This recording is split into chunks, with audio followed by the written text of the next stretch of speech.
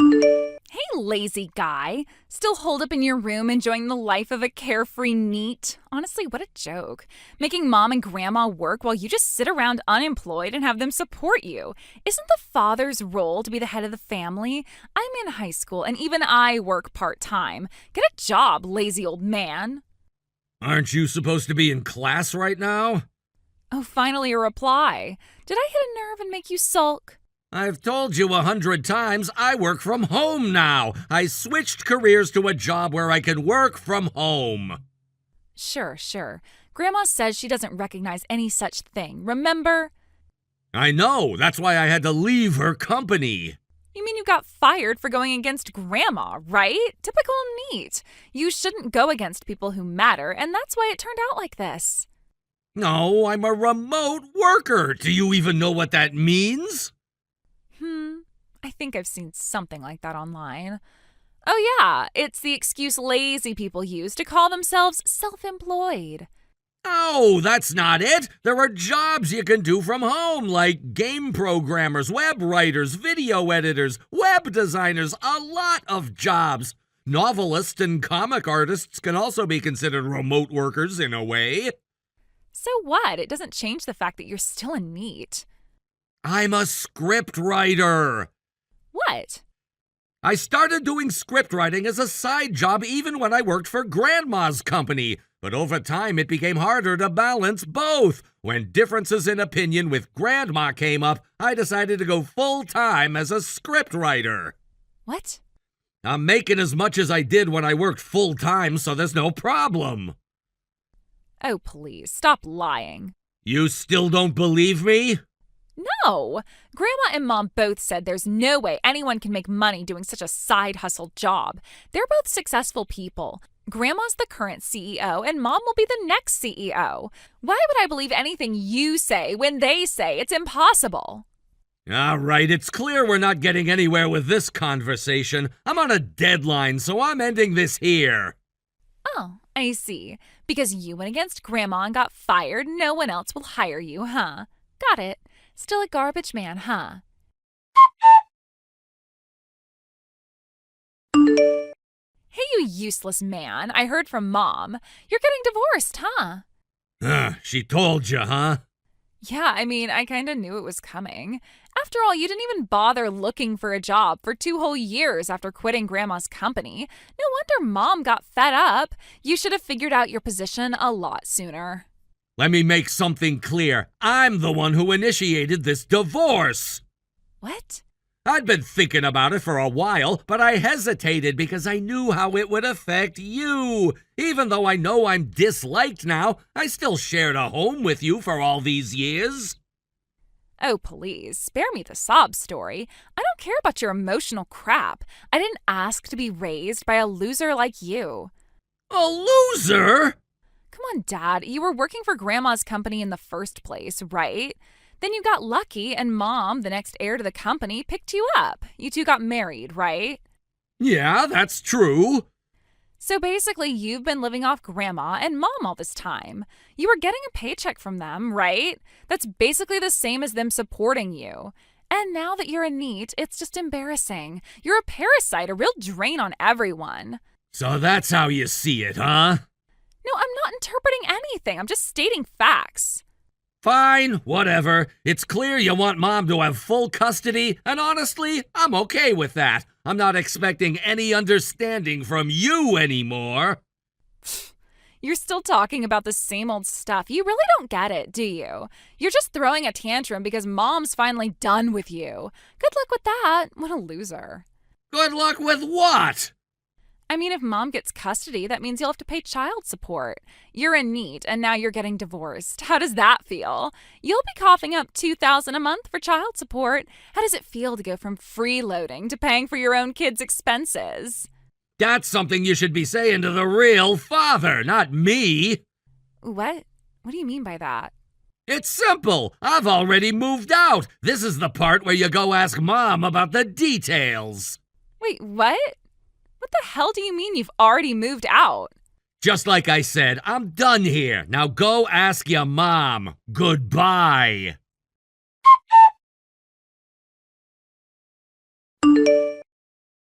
Hey, I need to ask you something.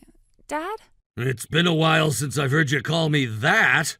Hey, just tell me, is what you said the other day true? The other day? About my real father and that thing you mentioned? Oh, didn't Mom tell you? I tried asking her, but it's like she's on edge or something. Grandma's been acting weird too, so I just couldn't bring myself to talk to them about it. Yeah, I get it. Mom's been dealing with a lot, especially with the company right now. She's doing everything she can just to keep things from falling apart. She even begged me to hold off on the alimony for a while, so I've agreed to that, temporarily. Alimony? Yeah, Mom has to pay me alimony.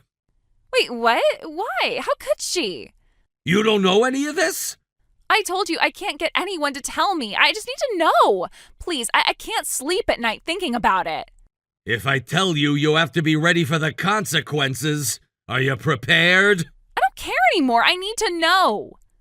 All right, here's the truth. You're not my biological daughter. What? I married your mom when you were 2. She was a single mom when I met her. I knew what I was getting into. So, you're not really my dad? We talked about adopting you at first, but in the end, your mom and grandma decided against it. So now, after the divorce, we're nothing to each other. No family ties anymore. I didn't know. And the reason we're getting divorced? It's because your mom cheated on me. She never truly cut ties with your real father. What? Here's where it all ties into Grandma's company. Your mom's lover is the CEO of a company we've been working with. The CEO? What does that have to do with anything? The CEO is a son-in-law of another family. And once your mom's affair came to light, the whole situation blew up. Your real father being exposed as your mom's lover led to a massive scandal. He was forced out of his position, and the company was furious. They cut ties with Grandma's business, and now everything's crashing down. Wait, so Mom's affair has caused a collapse in Grandma's company? Exactly. This scandal has caused irreparable damage to the company's reputation. Grandma's business is about to go bankrupt, and all that financial security we had is gone. You're gonna feel the impact too, so get ready. But I didn't do anything. What does this have to do with me? It's not about blame, it's just reality. The company's about to fold, and you're gonna lose everything you've known. Your life's about to change. What about Mom? She's in the same boat. The debts, the alimony, everything. You'll have to adjust to a completely different life now. This can't be happening. What am I supposed to do now? Honestly, I don't know. But don't come asking me for help. I can't fix this.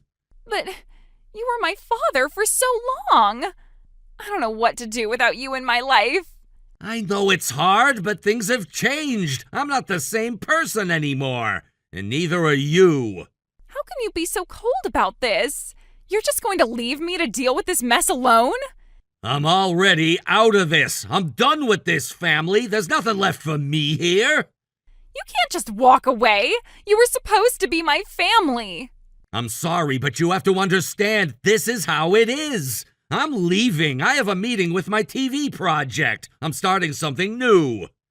A TV project? What are you talking about?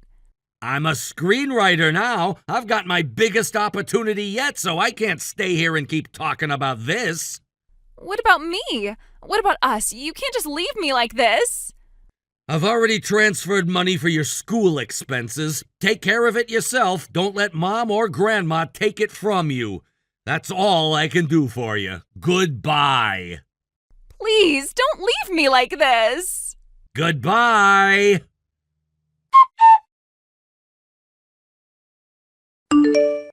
After everything that had happened, the calls from my ex-daughter kept coming, one after the other. It felt like they'd never stop. At first I thought I might pick up, maybe hear her out, but then I realized that it wasn't fair to keep her hopes up. It wasn't right to give her the illusion that things could go back to how they were before. So I blocked her number. It was the only way to make sure she stopped contacting me. And as painful as it was, I knew it was the only thing that could help her move on and accept the situation. Soon after, the news came that my ex-mother-in-law's company had gone bankrupt. It was almost as if everything that had been set in motion was unraveling. I had predicted this would happen, the failure, the collapse, and it wasn't a surprise. What did catch me off guard, however, was the realization that she and my ex-wife had been planning on using my daughter's savings to pay off their mounting debts. They had been scheming to get their hands on the money for a while, and when my daughter was out at school, they went as far as rummaging through her room, searching for the bank book to access her savings. I can't even begin to describe the anger that bubbled up when I found out about this. The fact that they could use a child's savings like that without any second thought was infuriating. But it also became painfully clear to me what kind of people they really were. Greedy, manipulative, and without any sense of responsibility. They had put my daughter in a position where she had to take care of them instead of the other way around. When my daughter realized the extent of what had been happening, she finally understood the situation she was in. It was a harsh lesson to learn, but it was also a turning point for her. She had always been naive, believing that her family had her best interests at heart. But when she found out what they had been doing, how they had been using her, she took action. She took the bank book that had always been with her, clutched it tightly, and fled. She didn't hesitate. She didn't look back. My daughter ran to her grandmother's house, the only place she could think of for safety. It was there that she sought help, hoping to find refuge from the chaos that had been her life for so long. Thankfully, her grandmother took her in. She didn't turn her away, even though things had been strained between them. My daughter was allowed to stay there until she graduated from high school, a lifeline she didn't expect but desperately needed. The relief I felt when I heard from my ex-sister-in-law through my daughter that she was safe and apologetic was a mix of emotions. I was glad that my daughter had made it out, that she was finally able to escape the grasp of the people who tried to control her. But at the same time, I couldn't shake the feeling of sadness and regret. My ex-daughter had been placed in a position where she had no choice but to grow up too quickly. She had to see things she shouldn't have, deal with situations that no child should have to face. And yet, despite everything, she still had the courage to reach out and apologize. It wasn't a full reconciliation, but it was a sign that she was finally starting to understand the world around her. It wasn't long after that I learned more about what had been going on in their lives. My ex-wife and her mother had been planning for this moment for a while, slowly sinking deeper into debt while pretending everything was fine. They had convinced themselves that they could keep up appearances for just a little longer, but when the company went under, it all came crashing down. The facade was shattered, and the consequences were inescapable. I also found out that my ex-wife had tried to manipulate my daughter into helping pay off their debts. It was the ultimate betrayal, trying to use her own child's savings to cover their mistakes. My daughter, though young and still struggling with the reality of it all, saw through their lies. She realized what had been happening behind her back, and it made her realize just how much she had been taken for granted. After everything she had gone through, after the emotional abuse and manipulation, my daughter finally took control of her life. She took the bank book and she left. That was a powerful moment, one that I hoped she would never forget. It was a sign of her strength, of her resilience. For the first time in her life, she was standing up for herself.